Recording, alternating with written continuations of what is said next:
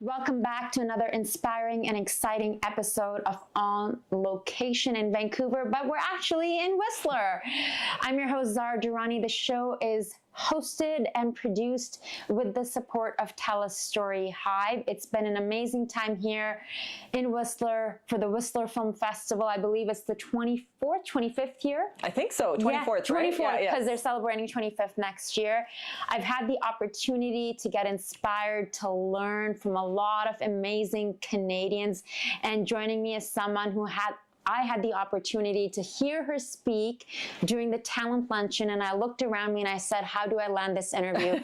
I need to interview her. I'm talking about Dr. Jules Koostachin. Yes. We are deeply honored to have her here with us today. She was the keynote speaker at the talent luncheon that was presented by Warner Brothers here in Whistler, and you also had a film screening yesterday. Yes, it was great. Yeah, Nimisak, so that's a TELUS Originals documentary about Indigenous women in film and their experience in the industry. Amazing. Yeah. Dr. Jules, thank you so much for joining us. I'm loving your Warrior Energy t-shirt, the Res Light. Yes. So let's talk a little bit about your film as well as your involvement with Whistler Film Festival. Yeah, so my film Nimisak is about the experience of Indigenous women navigating the industry, the film and television industry, and some of the challenges and successes, the glass ceiling, of course. And with this particular film, I think it's protocol to always acknowledge your elders. So we started the film with Alanis Obomsawin, the legendary Alanis Obomsawin, the matriarch of Indigenous film, who's known internationally as well. So we bookend the film with her and her words. So, and then I also interview like mid-career emerging filmmakers as well. And then my involvement with Whistler, I came here with my script Broken Angel back, I think 2019, and I was in the Screenwriters Lab. And I worked with Dennis Foon. He wrote Indian Horse, and he was my mentor for a long time. And then I made my film with his support. Like, I mean, we worked really hard to get the script to a really great place, and then I was able to get Telefilm and make my first feature. Brilliant. Congratulations. Yeah. Tell me about the journey as a filmmaker, as a female Indigenous filmmaker, you know, some of the struggles from when you first started and how you have grown, and perhaps what advice you would give to someone out there watching who is an Indigenous or a BIPOC filmmaker. I think the big thing, we're definitely seeing a shift in the industry, more opportunity. For me, I think the biggest thing is being a key creative or in a key creative role or a producer role where I'm able to create meaningful opportunity for Indigenous people. Definitely, my experience has been kind of up and down. I feel like a lot of BIPOC folks are cornered into self-producing, which means they have to finance and produce and then direct and then, you know what I mean? They're doing all the jobs as opposed to being a for-hire director where you go on and the budget's already there and you get to focus on the creative, right? Which is ultimately what you want. But for a lot of us and our very specific, culturally specific stories, you know, we want to tell the stories from our own perspective, but sometimes we're told, well, we already have an Indigenous story. We don't need any more. So there's a lot of tokenization, and, you know, that's the challenge, I think, is like, you know, you can have more than one Native story. It's totally fine, you know? So that's why we're doing our own producing. Like I don't know what the stats are in terms of Indigenous production houses to date across Turtle Island. I have a production company and I use that quite often to produce my own stuff. But then, you know, with the lack of funding and so forth, it makes it difficult to kind of make a film with all the resources because you're, you know, short for time. And anyway, it's just one of those things. But I think with the Indigenous Screen Office, a lot of doors are opening, right? Because they have so many funding envelopes that you can apply to help support your creative process. I guess this is a twofold question, like the advice that you would give to individuals, but also the importance of being the ones who are sharing the stories? Yeah, I think the big thing that my son always tells me is he goes, because he works on big productions. My older son is an actor, he's quite successful, and he's worked on big shows and, you know, features and so forth. And they do have the funding, they do have the time. You know what I mean? The director's not running around like a chicken with his head cut off. So he reminds me, he goes, Mom, look what you're able to do with a quarter of what they have and a quarter of the time that they have. So he's always kind of like helping me keep things in perspective, because I do get down on myself. I'm like, oh, I should have done that, but there was only really time for one take. And I want my actors to have 3 or 4 takes, right? Like I want to play, like that's the whole thing about film, right? It's a visual medium. We want people to be creative and have fun. And I think when you're pressed for time and you have lack of, you know, money, it just, you're kind of, you know, having to do things or more for less, right? So I think the advice is what I normally tell my students, because I also teach, I'm a prof, or I used to, is that, you know, keep yourself current. You can shoot a short film with your iPhone. It's like 4K, right? So you can do things like just to kind of keep yourself out there, go to festivals, get programmed, you know what I mean? And meet people and keep networking. Try to make something every year so that you're always kind of on the road, you know. Anyway, that's kind of the thing that I think is important. And also keep your journey, like the hardships or the limitations, have an understanding of that as well. So you're not hard on yourself, because you look at another film and they may have like $1 million and you had 200,000. You know what I mean? Like just keep things in perspective, I think, and be proud of yourself. Yeah. You were mentioning, is it Nimisak? Yeah, Nimisak. Yes. That you did in 12 days. No, It was a so different film, my first feature, Okay. Broken Angel, we did for under $1 million, and we had a 12-day shoot. Yes, so I don't think I slept. It was tired. It was really difficult. And then the second film we didn't get a broadcaster, so we decided to move forward with production, and we only had 13 days. You know what I mean? So Wow. yeah, so it's like, and then that's why my son's Are you always taking like, time off in between, or just going straight? yeah, you take time, right? Yeah, Because you got to yeah. get things financed Yeah. and stuff. But that's where my son is like, Mom, you had 13 days. Look what you were Yeah. able to do with 13 days. So be proud of yourself, you know? Yeah. So he always says that to me, because he does work on bigger productions. He knows how much time and luxury there is, right? So, yeah. When did you know that you wanted to get into film, that you had stories to share? Obviously, in your culture, in your community, there is a big Abundance of story, for sure. stories Yeah. and, you know, learning from your elders and stories that get, I was asking Tantu yesterday, and I was like, I guess you didn't always want it to be an actor, because I read it somewhere that she didn't always. She's like, where did you hear that? Oh. She's like, I knew, because we've been sharing stories. Like for me, it's like water.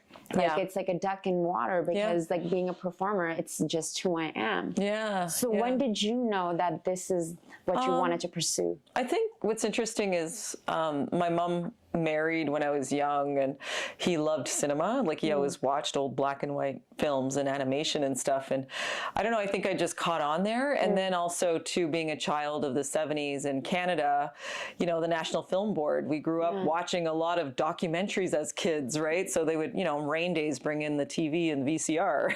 We'd watch movies. And then, so I've always been a doc nerd. And I think also going off to university in Montreal and then meeting Alanis Obomsawin, you know, like that was huge for me, because like I saw 270 Years of Resistance, and that's a political film. You know, being Indigenous is being political anyways, but I feel like watching that film changed everything, the trajectory of my life in terms of being a storyteller, because I saw Alanis, an Indigenous woman, replace the white cis male. You know what I mean? And she was the authority. A Native woman, a brown woman was the authority. This changes everything. I could do that. Yeah. You know, so that was huge. And I love documentary, but I also love scripted. So I kind of do both. I think that also shows the importance of having role models and seeing people who look like us out there. When I grew up in Pakistan, I remember watching Full House or any of the kids' movies, like Home Alone, like stuff I love. I still like watch Home Alone every year. However, when I don't see someone who looks like me, or when I did once in a blue moon, that person was driving a cab or was a cleaner and had a big accent, and they're portrayed to be that they're not educated. Yes. So I'm grateful things are changing, but it's slow progression. Yes. I would love to hear, especially for you in your community, because, you know, speaking to other individuals I've interviewed, like Tantu, it's like in her career, it's like from when she started to now, and still so much work needs to be done. Yeah, I think it's because people need to give up their chair. Yeah. As Jessie Anthony says in my film Nimisak, she goes, people just got to move now.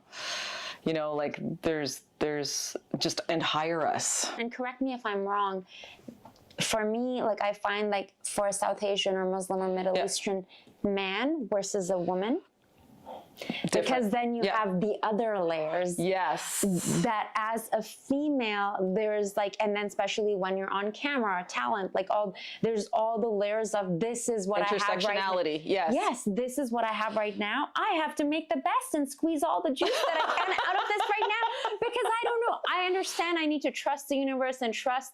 Yeah, but life is different. Yes. You're not walking as a white settler person through this world. And that is the reality, right? And it's like, so of course we have to, you know, we have to work through that. We have to navigate it. For sure. That makes sense. Can you share a defining moment or project in your career that really solidified your voice as a storyteller? I think the big thing for me was working with the National Film Board and making my feature Wapake, which is now available online and also available in the US, which is great. Working with the National Film Board and working with Terry Snellgrove, who is my producer, it was really nice just to focus on the creative and not have to produce. I was like, is this what it's like? Wow, I could just focus on the creative. And then I was able to kind of really unpack a lot, because it's about residential school and it's about intergenerational trauma and healing and resiliency. But I think with that experience, I was able to kind of breathe through the creative process, not rush, because I know you're talking about rushing. Yes. We're always having to rush. Yeah.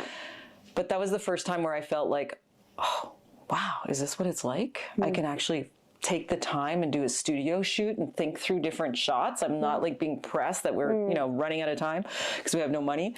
So that was really good. And I think with Wapake, you know, we won quite a few awards with that film. It is really an impactful film. It's a documentary, and I'm just really proud of it because it's very raw.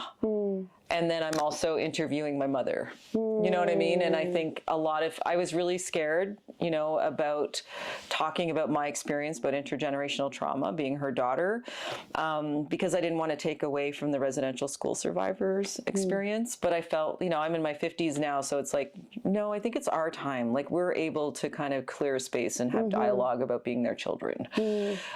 So that's the importance of that film. So for me, and also with Alanis, right? She's with the National Film Board. And then she was able to, like what we did in Nimisak, is we have a scene in there where Alanis, the legendary Alanis, is watching Wapake in a theater at the National Film Board that's named after her. You know, so for me, that was like full circle. Here we go. I got 270 years of resistance that changed my life forever. And then Alanis is sitting in her theater at the National Film Board watching my film by the National Film Board. Like, what the hell, right? Yeah. Like that was huge. Like, I think everything comes full circle, you know, and as you get older, you know, I mean, things are a little bit slower as you get older too, because you start to get more comfortable, and then you're not apologizing anymore. Like, screw apologizing. Yeah. Be who we are. Like, we're friggin' warriors because of all the that we've gone through. So now it's time that we are able to kind of enjoy those successes. That's a good place to be, like an auntie. 100%. And, you know, unapologetically taking space, using your voice. And that's why film is such a powerful medium, right? So I feel like we get to change history. Look at Alanis's film. She's changed legislation. Yeah. You know, so there's a lot of power in using our voice. And I really, really hate when people outside of our community come in and say, oh, I'm giving you a voice. You're not giving me a voice. You just haven't been listening. Yeah. Maybe take responsibility for the fact that you don't listen. We've been talking. The reason why we're here and we're still here is because we've been talking the whole time. We've been fighting. We've been active. That whole thing that, no, I'm going to empower you. Really, you're going to empower me? It's the you don't know what I've been through? it's the white saviorism. Let's call it what it is. You know, it's like now to make you feel good. Yeah. Like, thank you so much. You are not giving me a voice. And if you say that again, I'm going to lose it, because no, I've had this voice since birth, and I have it from my ancestors. That's who I thank, or all the women before me. Yeah. Amen. This becomes a revolution, right? Yeah, no, 100%. How would you say your background, your Cree culture, your connection to your community shapes? And I think that to me is so fascinating, because coming from Pakistan, you know, Pakistan and India, the whole colonized by the British, 100%, and not so long ago. Yeah, like, I know. Pakistan's been a country since only, like independent now, which is it's beautiful. the 1940s. Like, but for us, when it comes to shadism, when it comes to, you know, it's like I remember getting told, don't go in the sun in the summer, you're going to get dark. Like the whole idea of like beauty is connected to whiteness. Whiteness. Eurocentric. Very, very much. And that's internalized colonialism. 100%. That is internalized. And then I think, you know, there's oh my goodness, Fanon. I don't know if you ever read Fanon, but you know, it is something that we do. We police ourselves. We no longer need to be policed because we do it to ourselves. Yeah. You know, and that is really the sickness, right? And that's why this whole thing about decolonizing means that we need to do the work ourselves and be proud of who we are, right? And your question was, sorry. What did you say? It was a good question. Yeah, too. it was a good question. I think it was in the heat of the moment. It was going back to the shadism that you were sharing, and I was sharing, and it's taken me time to see that how through my family, the things that I internalized. Yes. So to sit here, I never thought I would talk about these things on camera, because there used to be even shame around this, because you just want to pass by. Then you release it out. It's not yours, because it's not ours. Yes. You know what I mean? It is not ours. We come from strong people. We are still here. You know what I mean? And I think that's what we need to honor. And that's the thing, is like decolonizing the self it's a lot, and that's the emotional labor. Storytelling definitely is something that is cultural. And, you know, it's orality. We come from an oral tradition. A lot of Indigenous communities around the world do. So I feel like it is definitely an act of resistance, because story carries agency. It has the power to change perspective. But that happens when there's a connection to the truth. When people come in and they tell a story that's not of their own, you can tell. When you tell your story, when you're talking about your experience, that is a place of truth, and that's where people are engaged, because you're speaking your truth. And that's why film is such a powerful medium. And when we're the authority, when we take that camera in our hand, then we're authority in that storytelling practice, which means we get to tell the truth. How do you balance all of this? You know, representing your community, your personal life, being a creative. How are you balancing things? Well, I'm kind of an empty nester right now, so that's interesting, because I've been a mom since my early 20s. So my oldest son is 30. I've been a mom for 30 years, so I've had to put my career on hold so many times. You know, it is what it is. You become a mother, but I was able to keep my foot in the door, and you know, it is a hard thing, and then go through university and PhD, and I honestly don't know how I did it. I just think it was survival mode, like you're talking about. We go into this mode of trying to get everything done, and then, but the risk is burnout. You know, so now I'm at a place where my kids are all grown up. My two youngest, the twins, are off to university. Now I'm like, okay, like, who is Jules? I've been a mom for 30 years, you know, and it's like, so now I'm like enjoying this. I'm just like, you know what? I am just going to be myself. I'm going to have fun. If you have a problem with me, that's not my problem. Like, I just want to live my life. And I've been living my life as a mom, but now I feel like I can kind of focus on myself for the first time. Do you know what I mean? And that's empowering. Like, but then the thing is, we were talking about earlier off camera, was this whole thing of being an older woman navigating this space that really is for younger folks. And then there's ageism. And it's like, I just raised my kids. Give me a break. You know what I mean? I did that for 30 years, and now I'm free. And now you're saying I'm too old? Do you know what I mean? Like, that is difficult. But I mean, I feel I'm very proud of being my mom. I'm very proud of being a mother and of all my children. But it's just interesting how life kind of plays out, right? Like it really is. I'm going to take any opportunity I can. I want to have fun now. Like, and continue until like forever. Because like Alanis, 91. Yeah, no, 100%. Like it's like I was so inspired by tattoo and like, you know, just like even this. Like you can have the empty nester, you know, we were talking about the conversation of beauty and like all of that. You can have that and then despite it, show up. Because when I hear stories like you, when I hear you speak, and I'm like, that can be me one day. Yes. Well, thank you so much for taking the time. Thank you. I really appreciate it. I know your schedule is really busy during the festival. Before we let you go, what would you like to be remembered for? That I'm funny. No, just kidding. I'm just kidding. I know I realized that lately. Like people are like, "You're funny." I was like, "I am." Well, I just laugh at my own jokes. No, I think for me it's just like, you know, I'm definitely. I've had a lot of mentees over the years, and I've had a lot of, you know, students who are still in my circle. Just that, you know, I really hope that I'm remembered for contributing to Indigenous cinema. You know, as an Indigenous archivist or whatever you want to call it, just somebody who really cares and wants to see the next generation succeed. Beautiful. Yeah. Well, thank you so much, Dr. Jules. It's an honor. Thank you. Thank you. Awesome. Thank you. Well, thank you all for watching, for tuning in. I'm your host, Zara Durrani. The show is produced with the kind and generous support from TELUS StoryHive. Until next time, I'll catch you on Location in Vancouver.